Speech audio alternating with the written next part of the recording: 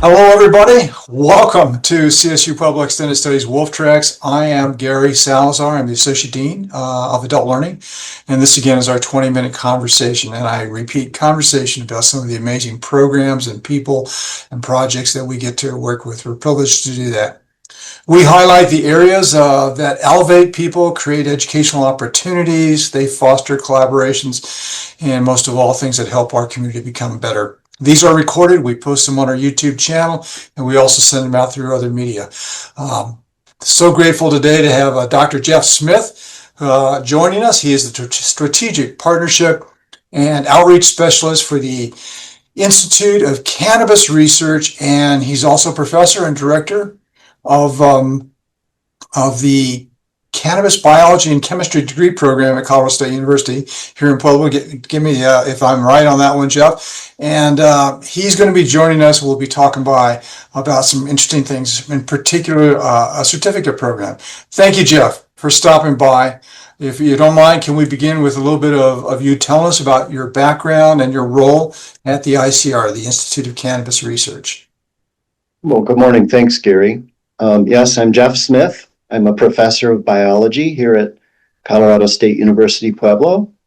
I've been here for going on 20 years. I currently direct the Cannabis Biology and Chemistry Bachelor of Science program for the College of Science, Technology, Engineering, and Math.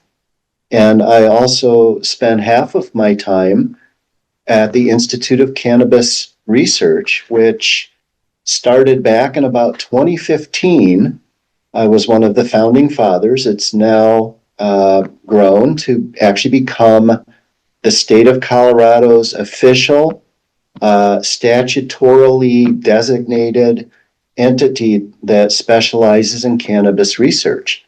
You could kind of think of the ICR as being like a mini National Institutes of Health for cannabis science in Colorado. We do more than just health research, though.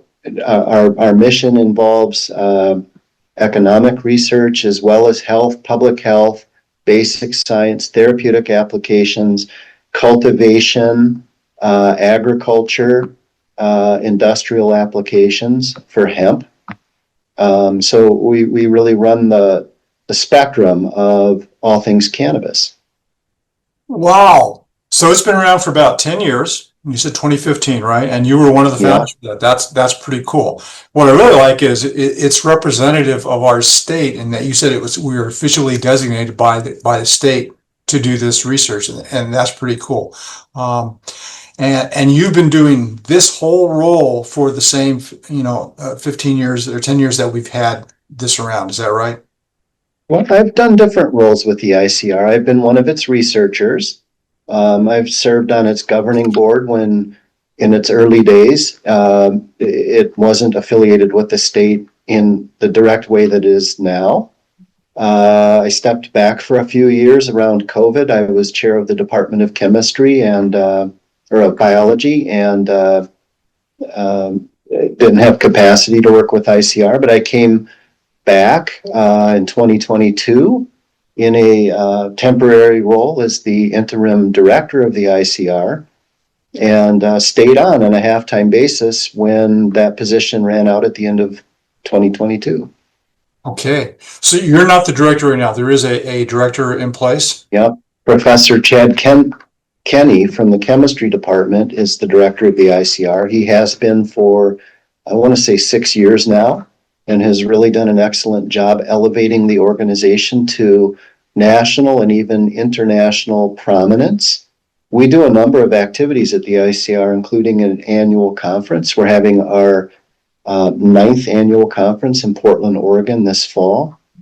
We sponsor the Journal of Cannabis Research, which is a Springer Nature publication. It's a peer-reviewed scientific journal. It has the highest impact factor of any journal in the world for cannabis science. We do monthly webinars. We have a newsletter. The main thing that we do is we run a competitive peer-reviewed process to evaluate applications that we make a call for to fund scientific research. And we fund the very best scientific research in cannabis around our state with professors generally that are at institutions of higher education in Colorado, and their collaborators worldwide. That's got to be a feather in the universities that had to have an institution that has that kind of a claim to it. I mean, doing work nationally, but internationally as well. That's amazing. Thank you for that. Thanks for helping get this started. All right, so you give me some really good background about the ICR, but what we really like to talk about here is you have a new certificate that's going to be coming out here this fall. Could you tell us more about what that certificate is? Sure. So we just finished getting national accreditation for our Institute of Cannabis Research Certificate of Foundational Studies in Cannabis. The certificate is 16 credit hours. It consists of six courses, Yeah. Which makes it eligible for student financial aid. And it's a very foundational set of courses that is geared towards people that want to know the scientific facts about cannabis as they currently stand without the need for any prerequisite college credits or coursework to be able to engage and understand.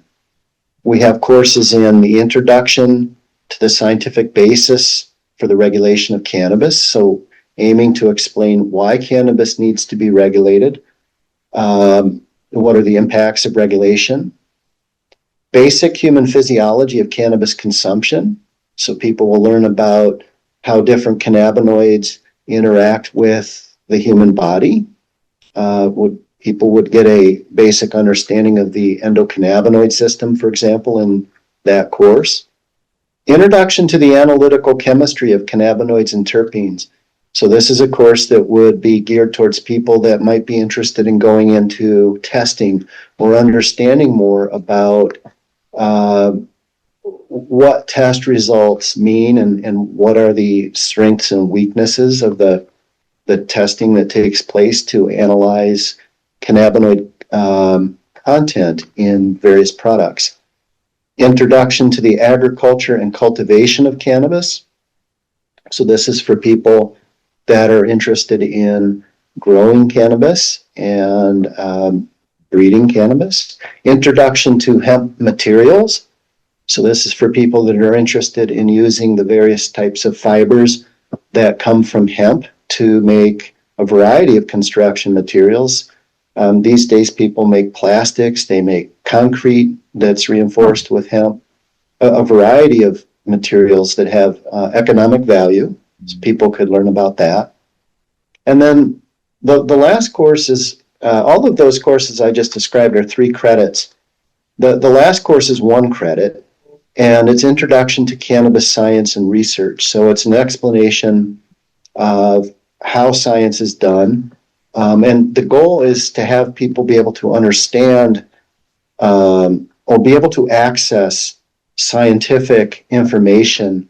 We're going to base it around our webinar series. We've got some, I think it's up to 70 now, webinars from internationally recognized scientists in cannabis in all of the areas that I just described for our coursework.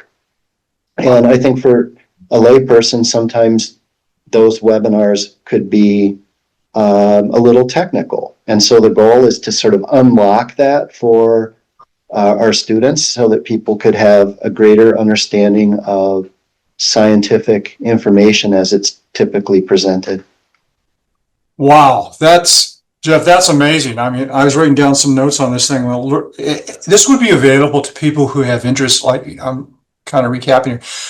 Anybody who's interested in the testing, the research side, maybe growing, agriculture and cultivation, I think is what you said. Also, anybody who's interested in learning more about how to use hemp materials and various products. So there's business orientation as well.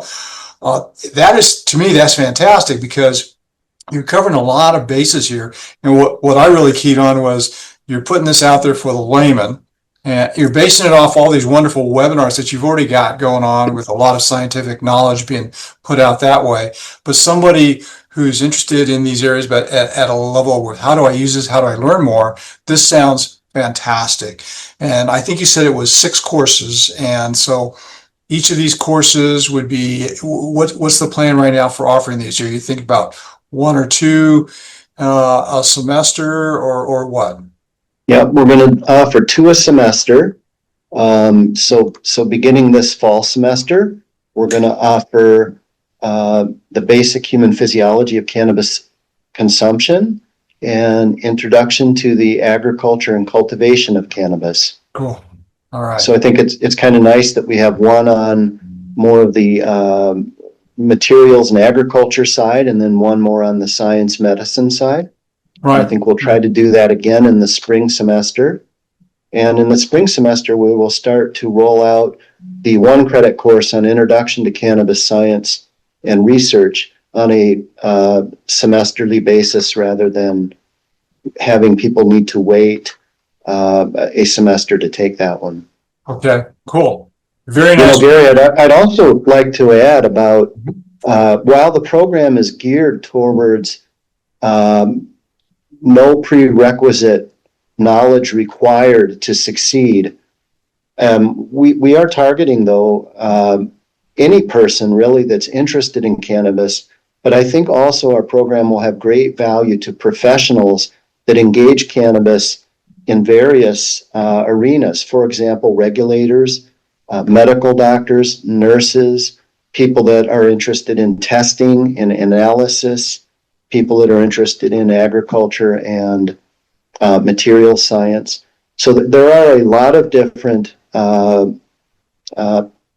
entities out there that address cannabis, legal, regulatory, business, economic, health, and this will provide, just like the name of the program or the certificate describes, a foundational knowledge for people to be much more affluent in their understanding of the current scientific underpinnings of how we understand cannabis right now. All right, well said, and very, very strong. Really very interested in this. I mean, we're talking around our office over here about this program coming up, and I'm already seeing some interest from some folks. In fact, the other day, there was a call that came in about some young lady who was interested and wanted to know how to apply for it. So I think you're going to have a real success here. I'm really excited to see how this goes on. I'm glad to be a part of helping you push this out to our community. Thank you for that. And you've already covered one of my questions, which was, are there any requirements? There are no prerequisites for this, so thank you for stating that. Let's talk a little bit about how you plan to offer the program. Is this going to be on campus or is this going to be online? Do you have another mode? What's the mode of offering for the program? Yep, it'll be completely online.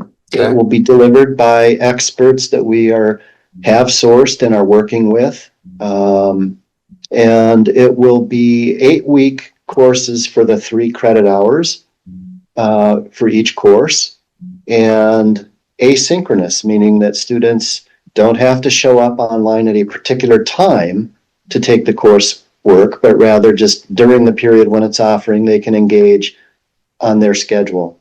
Right.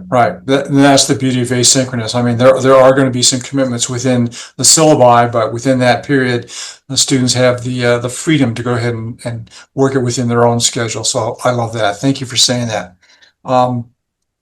If this is online, Jeff, does that mean it would be available to everybody in Colorado and anybody outside of Colorado as well? Anybody could take it?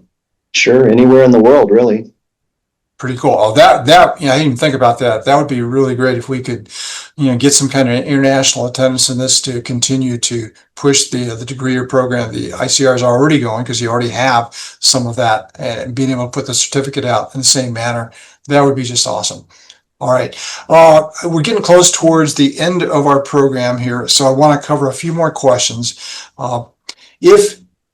If you're working with other organizations to put this up, other experts is what I meant to say. You're working with other experts and in the field to bring this on. Are you also working with any other organizations, or is this strictly an initiative from the ICR?